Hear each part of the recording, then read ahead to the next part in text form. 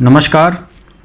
नवंबर मासिक राशिफल कार्यक्रम के इस पार्ट 2 वीडियो में आप सबका स्वागत है। आज इस वीडियो में मैं आपको जो बाकी की 6 राशियां हैं, तुला राशि, वृश्चिक राशि, धनु राशि, मकर राशि, कुंभ राशि एवं मीन राशि के लिए नवंबर का महीना कैसा रहने वाला है उसकी संपूर्ण जानकारी दूंगा।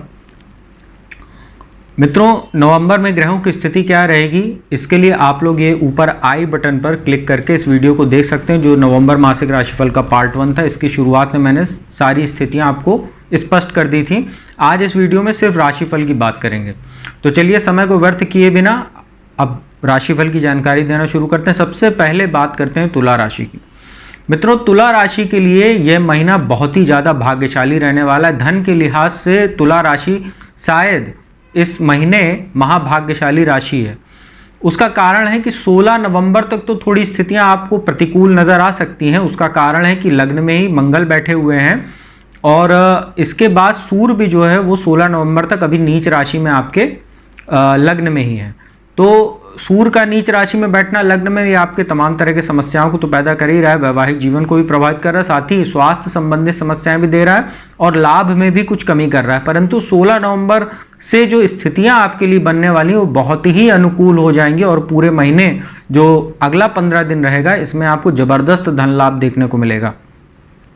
वो स्थिति ऐसे बनेगी तुला राशि वालों के लिए कि आपके लिए जो बुध होते हैं वो 6 नवंबर से ही आपके जो है दूसरे भाव धन भाव में गोचर कर रहे हैं वृश्चिक राशि में और 27 नवंबर तक वो वहीं रहेंगे। बुध जो है वो आपके 6ठे भाव के स्वामी होते हैं, माफ कीजिएगा, आपके भाग्य स्थान के स्वामी होते हैं और खर्च के स्वामी होते हैं द्वादश भाव के।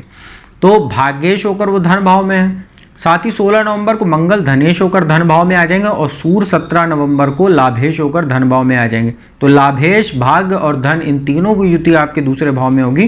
तो तुला राशि के जो जातक वाणी संबंधित काम करते हैं, लॉयर हैं, सरकारी ठेकेदार हैं, इंजीनियरिंग के क्षेत्र से जुड़े हुए हैं या सरकारी नौकरी करते हैं या वाणी संबंधित कोई भी काम करते हैं, आप लोगों को जबरदस्त लाभ देखने को मिलेगा। और धन संबंधी जो समस्याएं पिछले दिनों आ रही थी उसमें अब आपको अगले 15 से 20 दिन बहुत राहत देखने को मिलेगी और आय के नए स्रोत भी बनेंगे और कोई पुराना आपका रुका हुआ धन था वो भी आपको कहीं ना कहीं प्राप्त हो सकता है। इसके बाद जो बात करें बृहस्पति की, तो सप्तम भाव में बृहस्पति रहेंगे और बृहस्पति जो है अब यहाँ अकेले बैठे हुए हैं और पंचम भाव में बैठे शनि की तीसरी दृष्टि है। तो वैवाहिक जीवन में कुछ समस्याएं अभी भी बनी रहेंगी आपके, और जो लोग अविवाहित हैं उनके रिश्ते में जरूर कुछ अब फायदा देखने को मिलेगा। कोई नया रिश्ता आपका तय हो सकता है क्योंकि शनि भी 4 नवंबर से मार्गी हो जाएंगे। तो बृहस्पति अभी जरूर वक्री सप्तम भाव में, इसका आप ध्यान रखिएगा। हालांकि बृहस्पति की दृष्टि लाभ भाव पर, लग्न पर और तीसरे भाव पर है, तो पराक्रम, लाभ और मान सम्मान को ये जरूर बृहस्पति बढ़ाने वाले रहेंगे। शनि की बात करें, चतुर्थेश पंचमेश होकर पंचम भाव में केंद्र त्रिकोण राजयोग में है, 4 नवंबर से मार्गी है। लाभ भाव पर दृष्टि है, सप्तम भाव पर दृष्टि है और तीसरे भाव और माफ कीजिएगा दूसरे भाव पर दृष्टि है। तो लाभ में वृद्धि शनि भी कर रहे हैं, नाम यश आय में, मान सम्मान में वृद्धि कर रहे हैं, संतान सुख की प्राप्ति आपको हो सकती है, संतान की शिक्षा में आपको सफलता मिलेगी। साथ ही भाग्य भी वृद्धि होगी आपके और दूसरे भाव पर दृष्टि पड़ने से अब आपको धन लाभ के अवसर भी अच्छे प्राप्त होंगे। वाणी संबंधित काम करते हैं तो आप लोगों को कहीं ना कहीं लाभ देखने को मिलेगा। वहीं राहु की बात करें तो राहु जो है वो आपके 6ठे भाव में आ गए हैं। बहुत ही अच्छी स्थिति आपके लिए। राहु शत्रु अंता योग बना रहे हैं, कर्जा वगैरह चुकाने में मदद करेंगे। कार्यस्थल पर भी आपका जो है मान सम्मान बढ़ेगा और द्वादश पे दृष्टि डालेंगे तो थोड़ा बहुत आपको कोर्ट कचहरी जुड़े मामलों में कुछ समस्या जरूर हो सकती है। बाकी राहु आपके लिए पॉजिटिव रहेंगे अब अगले 18 महीनों तक। और दूसरे भाव पर दृष्टि रहेगी तो थोड़ा वाणी वगैरह संभाल कर इस्तेमाल कीजिएगा, अन्यथा परिवार में और अपने दोस्तों या कार्यस्थल पर कुछ मनमुटाव हो सकता है। बाकी गोचर आपके लिए यह महीना बहुत अच्छा रहने वाला है, खासतौर पे 16 नवंबर से और 30 नवंबर तक बहुत ही शानदार समय रहने वाला आपके लिए। वृश्चिक राशि की बात करें, आपके ऊपर शनि की ढैया चल रही है, चतुर्थ भाव में शनि बैठे हुए। शनि 4 नवंबर को मार्गी हो जाएंगे, ये आपके लिए बहुत ही अच्छा है। भौतिक सुख साधनों में शनि वृद्धि कराएंगे, राजनीति में सफलता देंगे, कार्यस्थल पर आपके लिए अच्छे अवसर पैदा करेंगे। साथ ही 6ठे भाव में बृहस्पति बैठे हुए हैं, इसका आप जरूर ध्यान रखिएगा। ये जो है आपको पाचन संबंधी समस्या तो दे ही रहे हैं, साथ ही थोड़ा बहुत आपको लीवर किडनी जैसी भी समस्या दे सकते हैं, तो खान पान का अपने ध्यान रखिएगा। और दशम भाव पर बृहस्पति की दृष्टि है, द्वादश की दृष्टि और धन भाव पर दृष्टि, तो कहीं ना कहीं संचित धन में कुछ कमी जरूर ये करेंगे और रोग पर ही ज़्यादा आपका खर्चा होगा। और कार्यस्थल पर भी आप अब आपके लिए अच्छे अवसर बनेंगे क्योंकि शनि की दृष्टि है और शनि मार्गी हो चुके हैं। तो राजनीति से जुड़े हुए जो लोग हैं, लॉ की फील्ड से जुड़े हुए जो लोग हैं, जो अध्यापन के क्षेत्र से, टीचिंग के क्षेत्र से जुड़े हुए लोग हैं, या प्रशासनिक सेवा और जुडिशरी से जुड़े हुए लोगों के लिए बहुत ही अच्छा समय रहेगा। शनि की लग्न पर दृष्टि है तो रह रहकर आपको थोड़ा सा भाग्य में अभी अवरोध देखने को मिलेगा, क्योंकि शनि की लग्न पर दृष्टि जो होती है व्यक्ति को काम को अटकाने, लटकाने, भटकाने का काम करती है, क्योंकि व्यक्ति के धैर्य की परीक्षा शनि लेते हैं और एक राशि में 2.5 वर्ष रहते हैं, तो जहां भी ये दृष्टि डाल के उस जगह के प्रभाव को काफ़ी धीमा कर देते हैं, परंतु आपके कार्य सभी बनेंगे, इससे आप निश्चिंत रहिएगा। इसके बाद बात करते हैं सूर्य मंगल बुध की। सूर्य मंगल बुध की युति 16 नवंबर से आपके लग्न में ही रहेगी, तो ये आपके लिए अच्छा है। लग्नेश का लग्न में तो आपके लिए शनि भी जहाँ चतुर्थ भाव में शश महापुरुष राजयोग बना के बैठे हैं और मंगल भी स्वराशि में आ जाएंगे लग्न में, तो रुचक नाम का राजयोग आपके लिए बनेगा। और रोगेश भी होते हैं लग्न में बैठेंगे मंगल, तो थोड़ा सा स्वास्थ्य तो आपका बड़े खराब होगा और चिड़चिड़ापन, मानसिक तनाव भी बढ़ सकता है, तो इसका आप ध्यान रखिएगा। साथ ही जो सूर्य की स्थिति है वो दशमेश होकर लग्न में रहेंगे तो भी बहुत अच्छा, मान सम्मान में वृद्धि होगी आपके लिए, सरकारी नौकरी करने वाले लोगों के लिए अच्छा, राजनीति से जुड़े हुए लोगों के लिए अच्छा। हालांकि वैवाहिक जीवन आपका बुरी तरीके से प्रभावित होने वाला है, क्योंकि सूर्य मंगल की दृष्टि सप्तम भाव पर रहेगी, तो ये कुछ आपके लिए तनाव पैदा कर सकता है। और बात करें आपके जो है शुक्र की, शुक्र जो है वो नीच राशि में गोचर करेंगे आपके लाभ भाव में, और यहाँ पर वो 3 नवंबर से 30 नवंबर तक नीच करेंगे, तो खर्च में बढ़ोतरी आपके होगी। बेवजह की यात्राओं से आपको बचना चाहिए, दिखावे से बचना चाहिए। संतान उत्पत्ति में भी कुछ समस्या जरूर पैदा कर सकता है, नीच के शुक्र हैं तो संतान उत्पत्ति में कुछ कॉम्प्लिकेशन हो सकता है, हालांकि बहुत ज़्यादा समस्या आपको नहीं आनी चाहिए। बाकी ये गोचर आपके लिए ठीक है, महीना आपके लिए मिश्रित फल वाला कहेंगे, धन के लिहाज से, मान सम्मान के लिहाज से ठीक है, परंतु संतान उत्पत्ति के लिए और वैवाहिक जीवन को देखते हुए ये महीना थोड़ा सा मिश्रित कह सकते हैं आपके लिए। धनु राशि की बात करते हैं। धनु राशि के लिए महीना कुछ समस्या लेके आ रहा है। एक तो अभी तुला राशि में सूर्य मंगल बुध आपके जो है, बुध तो आपके 6 नवंबर को ही आ जाएंगे द्वादश में, परंतु सूर्य मंगल 16 और 17 तारीख को राशि परिवर्तन करेंगे, आपके द्वादश में आ जाएंगे। द्वादश में सूर्य मंगल बुध की युति होगी। कार्यस्थल पर तो आपके लिए तमाम तरह की चुनौतियां बनेंगी ही, साथ ही आपको कोर्ट कचहरी जुड़े मामलों में भी कुछ आशानुरूप सफलता नहीं मिलेगी और बेवजह के वाद विवाद में आप फंसेंगे, मानसिक तनाव बढ़ेगा, खर्च में वृद्धि होगी, सिर दर्द, माइग्रेन, हड्डी में समस्या, साथ ही अनिद्रा की शिकायत हो सकती है। 6ठे भाव पर दृष्टि डाल के रोग निर्ण शत्रुओं में भी वृद्धि होगी। हालांकि शत्रु आप कुछ बिगाड़ नहीं पाएंगे, परंतु फिर भी कहीं ना कहीं मानसिक तनाव देने का काम करेंगे।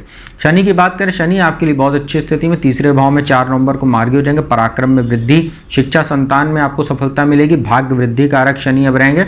हालांकि द्वादश भाव पर दृष्टि रहेगी। 16 नवंबर से मंगल और सूर्य भी 17 को आ जाएंगे, तो सूर्य मंगल बुध पर शनि की दृष्टि रहेगी, तो आप बेवजह के वाद विवाद में, जैसा मैं बता रहा हूँ, फंसने से अपने को बचाइएगा, किसी के मामले में हस्तक्षेप मत कीजिएगा, कुसंगति से बचिएगा और ज़्यादा से ज़्यादा हो सके तो बेवजह की दोस्ती यारी से दूर रहिए, अन्यथा किसी दूसरे के माध्यम से आप फंस सकते हैं मामले में, जिससे आपको धनहानि, मान सम्मान दोनों ठेस पहुँचेगा। शुक्र की बात करें, दशम भाव में शुक्र नीच के रहेंगे, ये अच्छा नहीं है आपके लिए। कार्यस्थल पर तमाम तरह की चुनौतियां, कोई षड्यंत्र आपके खिलाफ हो सकता है, स्टिंग ऑपरेशन वगैरह हो सकता है। भौतिक सुख साधनों में भी निवेश के अवसर आपके सामने अगर आएंगे तो अच्छे से सोच परख कर ही निवेश कीजिएगा, अन्यथा ही शुक्र आपको हानि कराने का काम करेगा। और बृहस्पति की बात करें तो बृहस्पति जो है वो पंचम भाव में बैठे हुए अकेले हैं, तो संतान उत्पत्ति के लिए तो ये कुछ समस्या पैदा कर सकते हैं, परंतु शिक्षा के लिए अच्छे हैं, भाग्य वृद्धि कारक है, लाभ में वृद्धि करेंगे और लग्न पर दृष्टि डालकर आपके मान सम्मान को बेहतर करेंगे और स्वास्थ्य भी आपका ठीक ठाक रखेंगे।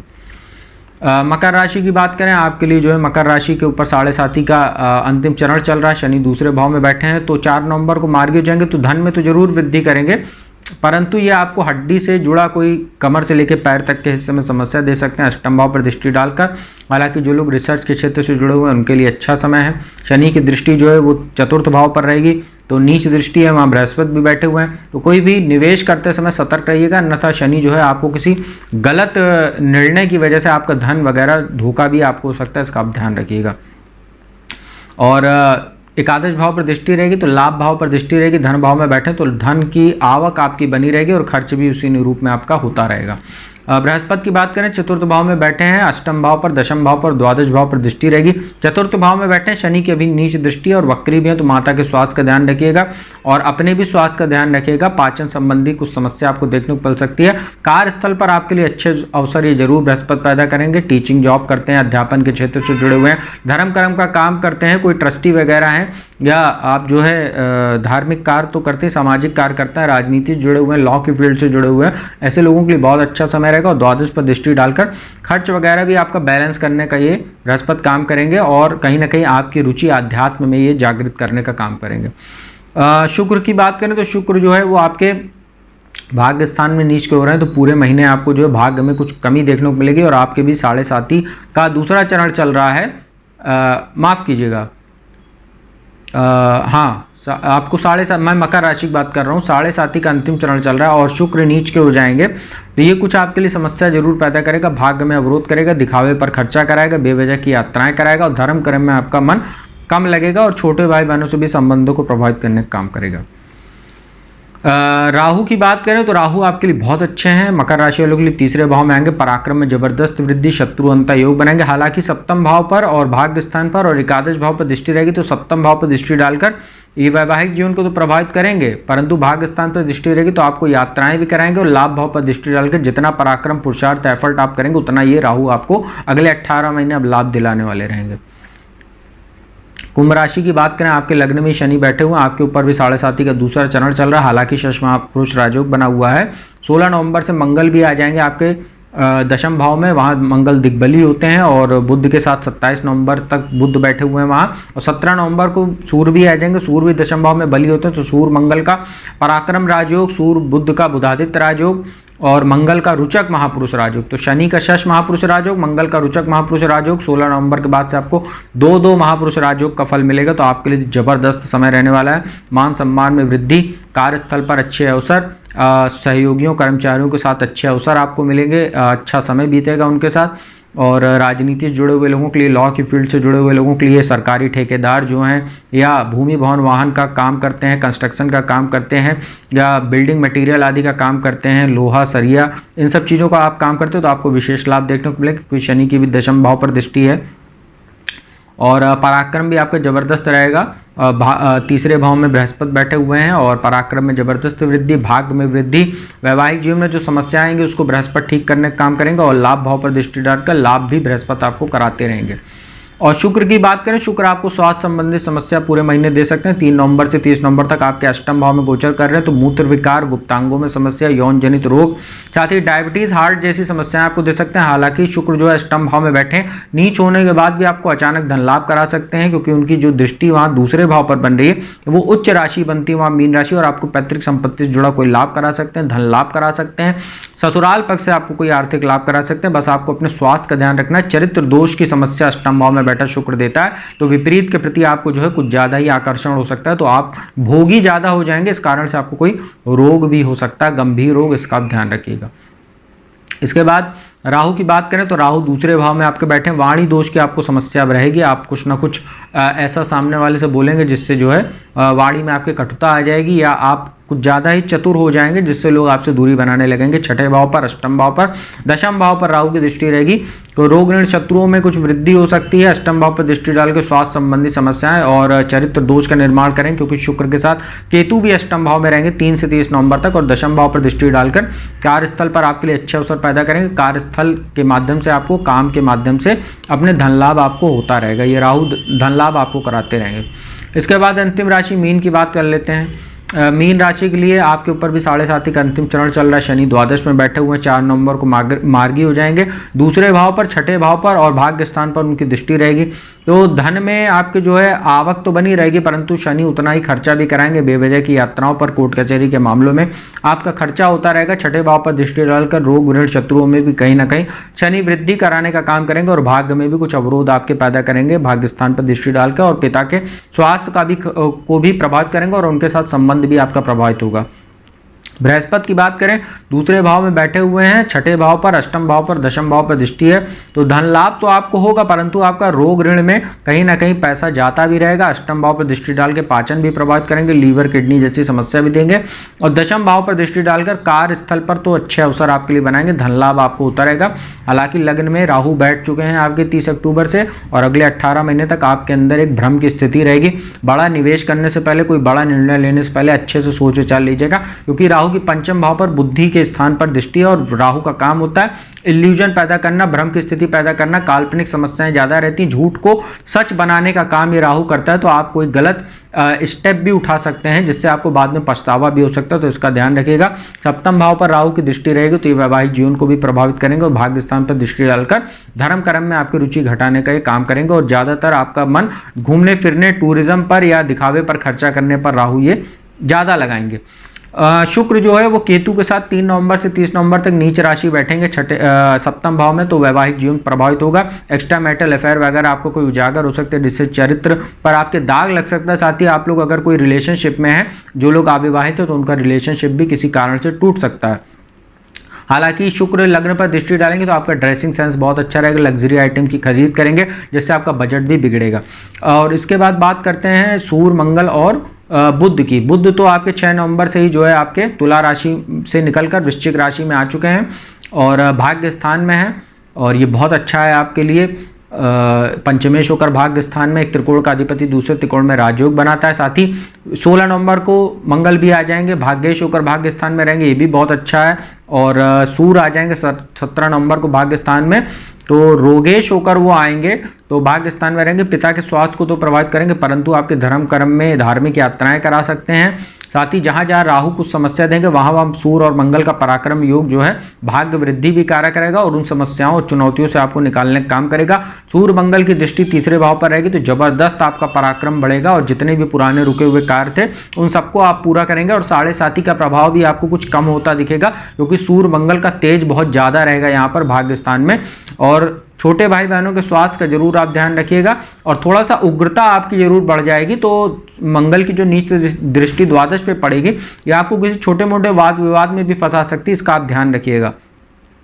वहीं बात करते हैं जो ओवरऑल अगर मीन राशि की बात करें तो महीना आपके लिए अच्छा है। 16 नवंबर के बाद से स्थितियां आपके जरूर अनुकूल हो जाएंगे, उससे पहले थोड़ा आपको सतर्क रहने की आवश्यकता है। उपाय की बात करें तो सभी 12 राशि वालों के लिए मैंने बताया हुआ है, पहले 6 राशि के बारे में बताया, वही उपाय आप लोग भी कीजिए।